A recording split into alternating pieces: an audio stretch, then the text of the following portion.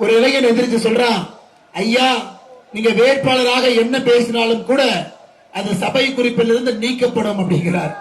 இன்னைக்கு பல இடத்துல தேர்தல் பிரச்சாரத்துக்கு அவர் போகும் பொழுது பல இடத்துல மக்கள் அப்பாவு அவர்களை கிராமத்துக்குள்ளே விடல, வெளியே நிறுத்தி வைக்கிறார். இந்த அப்பாவை பொறுத்தவரை தவறுகள் அரசியல்வாதிகள் செய்வதற்கெல்லாம் இலக்கணமாக இருக்கின்றார். ஒரு குடும்ப ஆட்சிக்கு உதாரணமான ஒரு மனிதர். தான் மட்டுமல்ல, தன்னுடைய பையன் அலெக்ஸ் அப்பாவுக்கு ஒரே நேரத்தில் திராவிட முன்னேற்ற கழகத்தில் 2 பொறுப்பு. அதை பத்தி கேட்டீங்கன்னா மூக்குக்கு மேல கோவம்.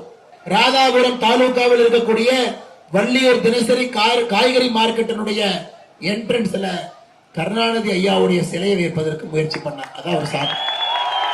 ஒரு படத்துல விவேகானந்தர் சொல்லுவாரு, ஏன்பா காலையில வரைக்கும் இதைத்தான் ஒட்ட வச்சுக்கிட்டு இருந்தியா அப்படின்னு. 5 ஆண்டுகளாக ஒரு வெங்கலச்சரி இங்க தூக்கிட்டு போனாரு, இங்க தூக்கிட்டு வந்தார்.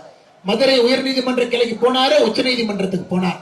இதை தவிர அப்பாவு அவர்கள் ராதாபுரம் தொகுதிக்கு என்ன சாதனை செய்திருக்கின்றார் நீங்க சொல்லுங்க. கருணாநிதி ஐயாவை பத்தி அவர் சொன்னது என்ன? மாஞ்சோலை படுகொலைக்கு கலைஞர் தான் பொறுப்பு, கலைஞர் தான் சாதி கலவரங்களை எல்லாம் இந்த பகுதியில் திட்டமிட்டு உருவாக்கினார். தமிழ்நாட்டில் சாதியை வளர்த்ததே கலைஞர் தான். முதுகுலத்தூர் கலவரத்தை சாதி ஆக்கியது கலைஞர் தான். இது யாருங்க?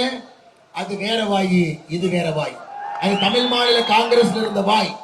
சமீபத்தில் பார்த்தேன், ஒரு காலேஜ் ஒரு பாப்பா கேள்வி கேட்கிறாங்க, ஐயா நீங்க குவாரி வச்சிருக்கிறீங்க. நான் கண்ணு எங்கிட்ட குவாரியே இல்லைன்னு. பினாமி பேர்ல வச்சிருந்தா உங்க பேர்ல எப்படிங்க இருக்கும்? திருநெல்வேலி மாவட்டத்தில் உங்க பேர்ல எல்லா குவாரிகளுக்கும் அப்பா அவருடைய கை ஏதோ ஒரு கட்டத்தில் எல்லா குவாரியிலும் தொட்டு கொண்டிருக்கு.